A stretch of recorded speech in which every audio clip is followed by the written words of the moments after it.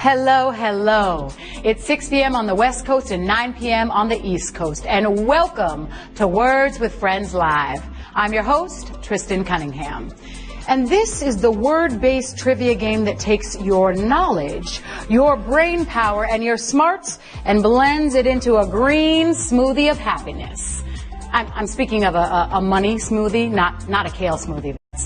That's completely different. All right, we are in the third day of our Words with Friends Friendiversary celebration. It's a year of giving back to our friends. And speaking of friends, invite more of your friends to play Words with Friends by sending them a homemade Valentine. Our goal is 100,000 love letters before the end of February. We are at 35,000 so far. So spread the love. Just spread the love. All right. This is Words with Friends Live. If you win today's game, you'll be splitting our cash prize of $5,000. That's right. You read it and you heard it right. $5,000. Yes. Here's how.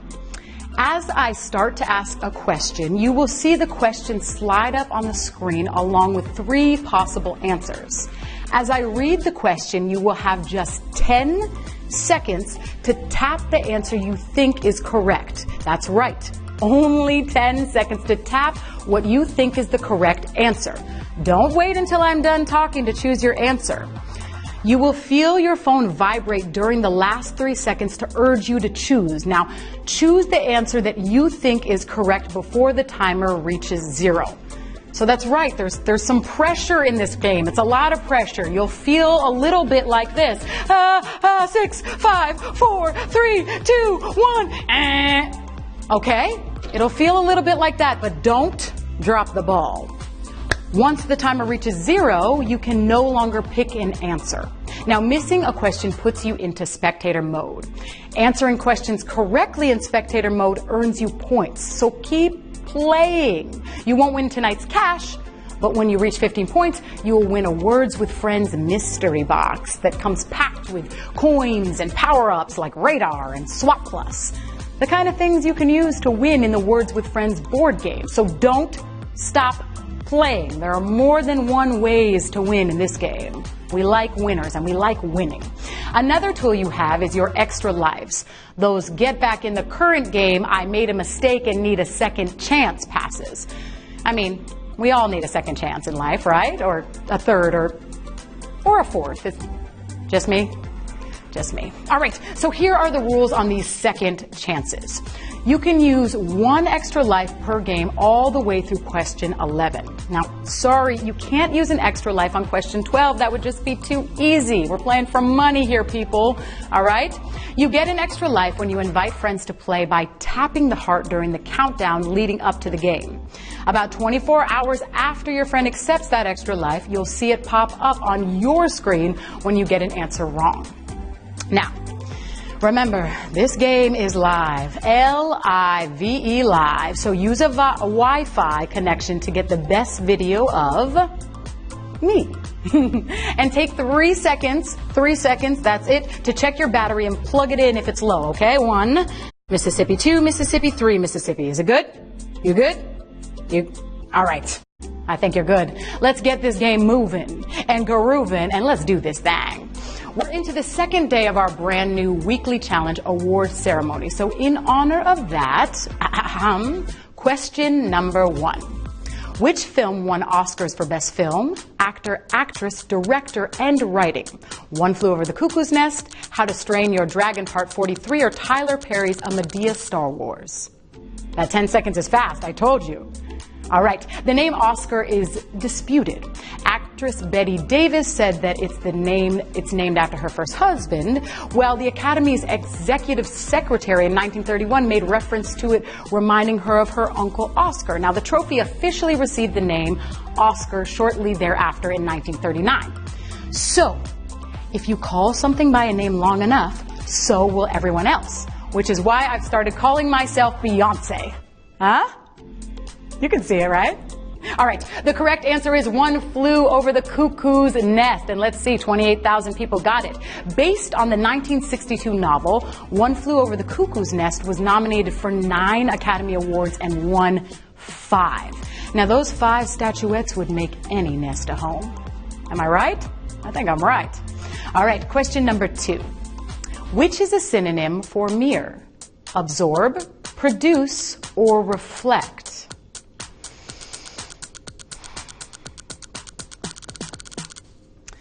Mirror, mirror on the wall, which is the fairest answer of them all? Remember that scene in Snow White where the queen wants to know who the most beautiful person is and the mirror would respond with answers? And it was, now that I think of it, it was basically like Siri. Now, I wonder if the queen in Snow White would keep a compact mirror in her pocket so she could ask it questions on the go. She'd be like, mirror, mirror in my pocket, who is going to win Words with Friends tonight? Although it's kind of challenging. Maybe she didn't do that. All right, the correct answer is reflect. The first mirrors used by humans were probably pools of still water collected in a primitive vessel of some sort. Now, if you needed to use a full-length mirror, I guess you'd just jump into a lake and then you'd see yourself and take a shower at the same time. Double whammy. And let's see how many people got that. 28,115. Very nice. Question number 3. Which type of material is also a word for overcharging? Polyester, wool, or fleece? Ooh, what a cozy question, am I right? These answers all sound like fabrics meant for sweater weather. Yeah. The word material makes up the word materialism. And a materialist is someone who is more interested in material possessions as opposed to intellectual or spiritual things. And even though it has the word material in it, materialism doesn't mean someone who is obsessed with owning stacks of corduroy and denim. Yep. That's right. I share facts with you. All right. The correct answer is fleece. Now, other words for the verb fleece are swindle, cheat, hustle, and my favorite, take it to the cleaners. Wait a minute. This all sounds like there's some dark web underground material stuff going on, doesn't it? Where people are using crypto to make trades on fabric and selling silk on the DL. They're like, hey yo, let me get 50 yards of that velvet. Yeah, 50 yards of the velvet. I'm sewing a jumpsuit, huh? Huh? You see what I'm saying? All right, moving forward. Question number 4. Which of these specifically refers to a young pig? Joey, shoat, or calf? Now, over the last few years, adopting a micro pig has become a growing trend because pigs can make great pets. And young pigs are one of the cutest things ever. But the problem is that even though the word micro means extremely small, a micro pig can grow to 150 pounds. So that little piggy is not going to be fitting in that cute little doggy bed you got. Nope. It's climbing into bed with you. Nighty-night. And good luck with that. All right, the correct answer is shoat. A shoat is a young pig that is newly weaned, which means it's a pig that's off its mother's milk and eating food. Now, pigs are the only animals that encourage their children to eat like pigs. And let's see who got that one. Shoat. Good. 15,942 people. Yes, yes, yes. All right, moving forward. You're doing great. Question 5. Which of these plants has edible seed pods? Okra, Brussels sprouts, or artichokes?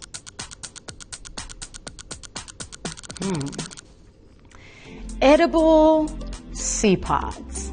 I'm kind of into this concept. Just hold on and hear me out. Stay with me. Imagine you're at a hip new salad bar and it offers all of your favorite fruits and vegetables, but only the seed pods.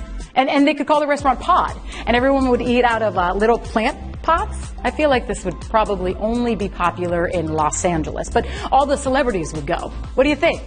Hit me up, Shark Tank. I'm free at about 6:25. All right. Back to the game. The correct answer is okra. Very nice. 11,000 people got okra, and it turns out they're quite delicious and are often used in cooking. We know this. Here's another food tip for you. If you eat artichokes, don't eat the seeds, but also make sure that you don't eat the leaves or the prickly hairs around the artichoke heart. So you know what? Just eat some okra. Forget the artichoke. All right, question 6.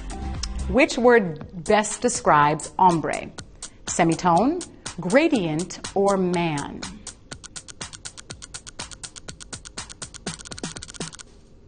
Now, hombre is one of those words that we've been hearing a lot lately, but it goes all the way back to the year 2000. That was the same year of pink razor phones and butterfly clips, and it was before social media had become a thing. In other words, it was a great time when relationships and people from the past would naturally and organically just go away, not poke you every 3 months. I'm speaking to you, Tom.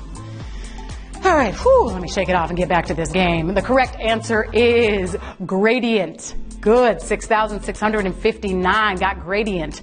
This version of hombre is French, but there is a homophone for hombre. It's hombre, spelled with an H. The word is Spanish and means man, as in man, we're almost halfway to the jackpot. You can feel it. I can feel it too. You're doing great. Question number 7. Alfred Charles Kinsey is best known for his research in what field? Sexology, economics, or astrology?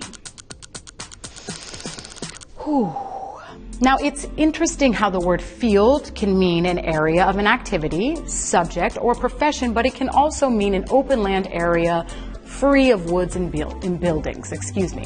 If you study something for a long time, it means you're an expert in that field. But if you study something in an actual field for a long time, it means you're probably lost at Coachella. You're like, don't worry, the stage is 37 porta potties north. Yeah, man. All right, back to the game. The correct answer is sexology. Now, before he studied sexual relationships, Kinsey taught zoology and botany at Harvard. So he went from teaching about the birds and the bees to teaching about the birds and the bees. Huh? I love that joke. All right, question number 8. Which of these is worth more in Words with Friends? A G on a triple letter space, a C on a double letter space, or a Z? Now, if you haven't been playing Words with Friends every day, and I assume that you all are, multiplier spaces can take your 3-letter word and turn it into an incredible 50 points. It's literally a game changer. I mean, what an incredible feeling it is when you realize you can use a multiplier space for one of your words. You line it up, you get tons of points, and if you listen close enough, you can hear a mic drop. All right, the correct answer is a Z, and let's see. 1,400 people, very nice. If you get a Z on a triple letter space, that's actually 2 mic drops. Maybe it's even 3. In fact, if you play a lot of Words with Friends, you might want to invest in some bulk microphones. You'll play like this. Shaboom, shaboom, shabah. Yeah. Oh no! And the word around town was, that was not a mic drop question. That was what we call a brutal question. Let me just pick those microphones back up and put them back on the stand. All right, question 9. Which is not a word referring to the quality of being vapid? Vapidness, vapidity, or vapidinal? Now, I feel like vapid is one of those words that people use because it sounds impressive, but right after they use it, they're thinking, I hope that word means what I think it means. So here you go. I'm here for you and I'm here to help. The word vapid means dull or boring. It was originally used in the 17th century in reference to liquor, if something was tasting flat. In other words, vapid is an elegant way to say your beer sucks. You're welcome. All right, the correct answer is vapidinal, and 2,917 people. Now, you can feel free to use the words vapidness and vapidity with no fear of being wrong. You're welcome. And that question was the opposite of vapid.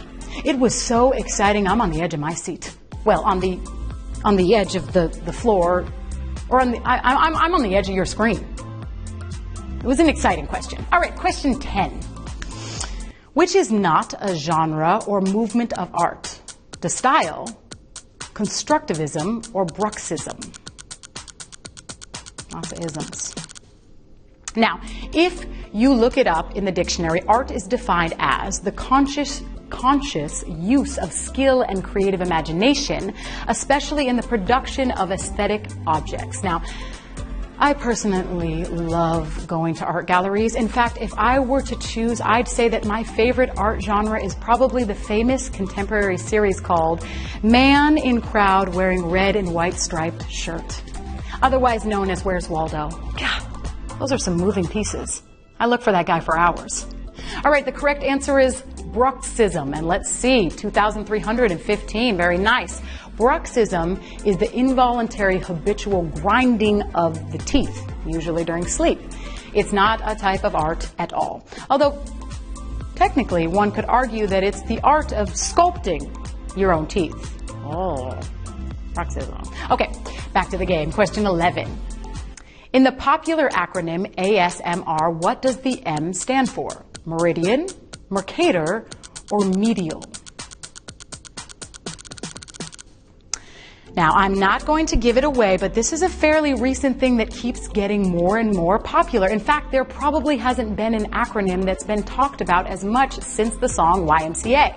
That was the song where people danced and spelled out YMCA and saying that it's fun to stay at the YMCA. But if you ask me, it's more fun to stay at a HOTEL and order room service. That's just what I think. All right, the correct answer is meridian. Now, ASMR is different sounds that are usually tingle-inducing. And it can be rain or whispering or even eating pickles, anything like that. My favorite sound is, oh, there it is. There it is. Did you hear it? It's the sound of counting money. Ooh, that makes me tingle. And speaking of money, it's time for the last question. Even saying that made me tingle. Whew. All right, are you ready? I'm ready. Let's do it. Question 12. Refin is a type of what? Indie startup, Danish surname, or dating app? Whew. Now, I know this is the last question, but I don't want you guys to feel pressure. So don't think of it as the last question. Think of it as just another question that happens to be the last one. And while you think, I want to remind you to head back over to the board game after our live game. Your friends are online, and they're waiting for you to make that move. Consider this a nudge with personality. A Tristan nudge, huh? Okay. All right.